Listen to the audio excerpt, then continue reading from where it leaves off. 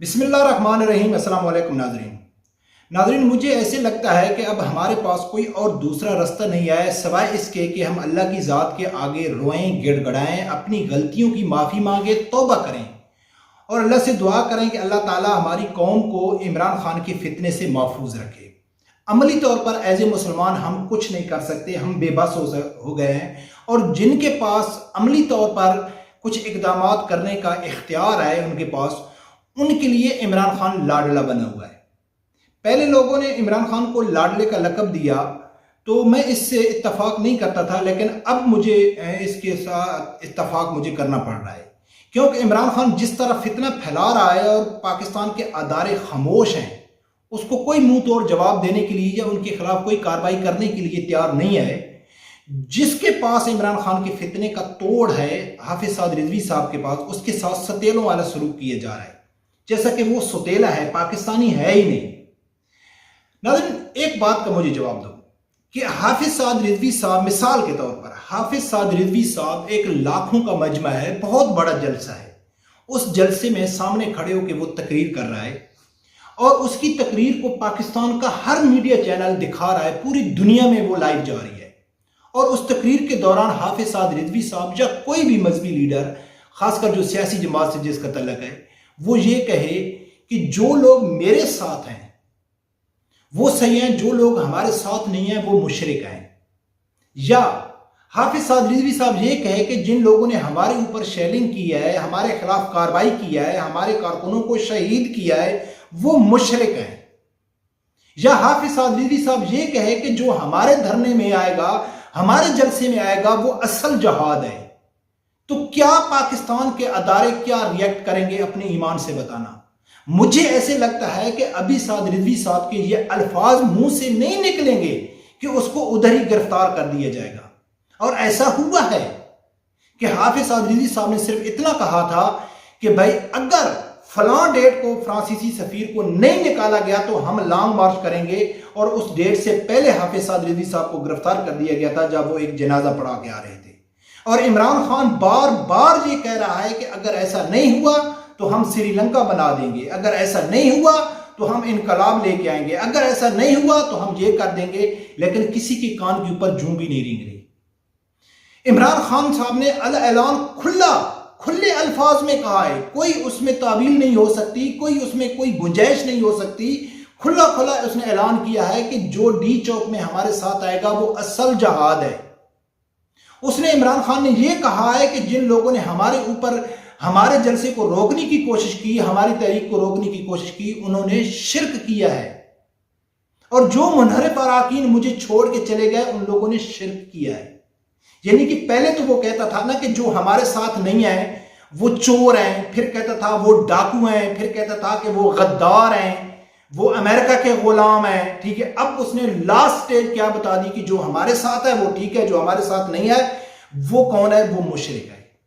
इमरान खान ने दर्जनों हिसाब से गुस्ताखियां की हैं, बेअदबियां की हैं। क्या इमरान खान ने ऐसा नहीं कहा है कि जिस तरह नबी अकरम सल्लल्लाहु अलैहि वसल्लम पैगाम लेके जाते थे, महल्ले में जा के तबलीग करते थे, ऐसा आप लोगों को करना चाहिए कि आप जाओ और मेरी तबलीग जाकर करो? क्या इमरान खान ने ऐसा नहीं कहा?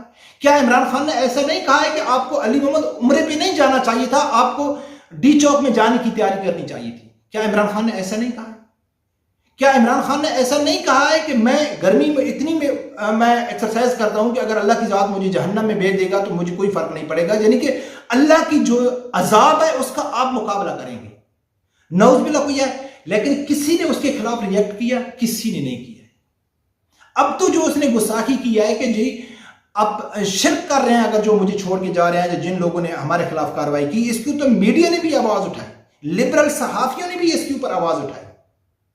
और एक तरफ अगर जो मजहबी लोग हैं, मजहबी लोगों के मुंह से अगर कुछ अल्फाज निकले या नहीं निकले, उसको पकड़ के पूरा मीडिया बैठ जाता है कि यार ये तो शिर्क के फतवे दे रहे हैं, ये तो गुस्ताखी के फतवे दे रहे हैं। कितनी बड़ी इमरान खान कर रहा है, लेकिन पाकिस्तान के अदारों के ऊपर जूं भी नहीं रेंग रही।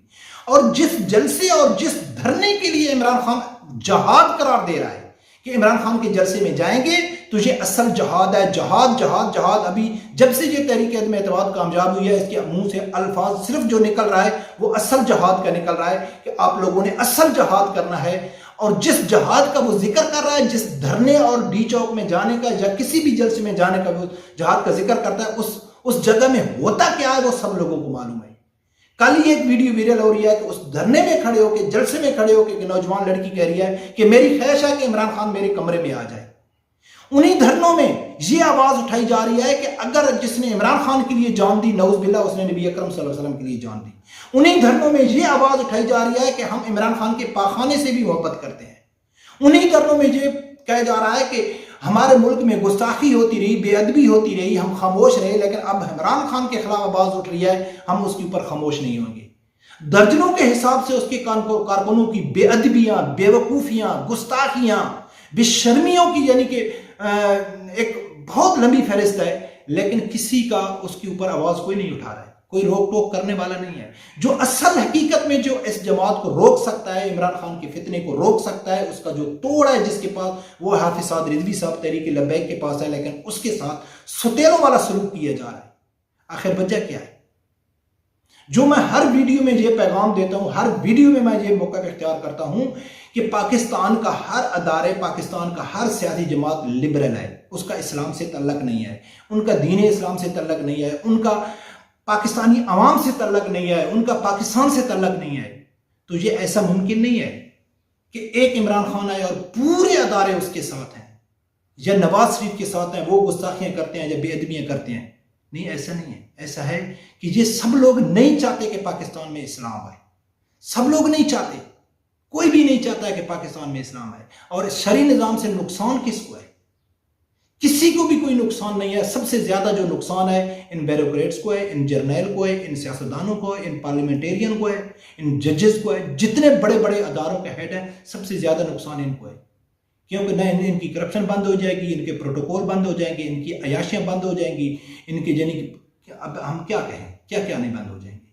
لیکن یہ عمران خان بار بار اب تو عمران خان نے جو شرک کا فتویٰ لگایا ہے، یہ تو جو مجھے معلوم ہے، جتنا مجھے نالج ہے، کہ 1400 سال کی تاریخ میں یہ عمران خان دوسرا آدمی ہے جس نے کہا ہے کہ میرے علاوہ جو میرے کو فالو کرتا ہے وہ ٹھیک ہے، باقی مشرک ہیں۔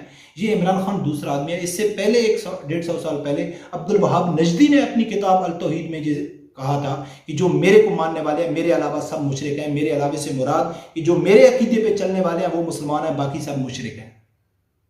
اور یہ دوسرا شخص عمران خان ہے، لیکن کوئی اس کو پوچھنے والا نہیں ہے، کوئی میڈیا میں اس کے اوپر کوئی ذکر نہیں ہوتا ہے کہ بھئی آپ کے منہ میں جو بھی آتا ہے آپ بول دیتے ہیں، جو بھی آتا ہے بول دیتے ہیں۔